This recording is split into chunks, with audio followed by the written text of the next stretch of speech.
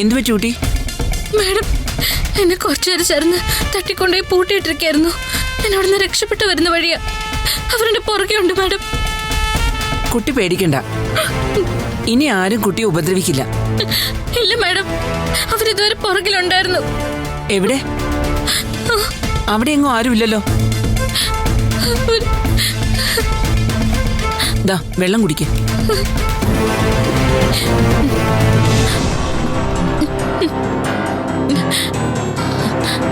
കുടിക്ക്.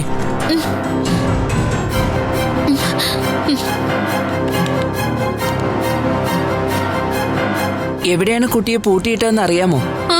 എനിക്ക് കൃത്യമായിട്ട് അറിയാം. എങ്കിൽ പിന്നെ വണ്ടി കയറ, നമുക്ക് അങ്ങോട്ട് പോവാം. അവർ കുറെ പേരുണ്ട് മാഡം.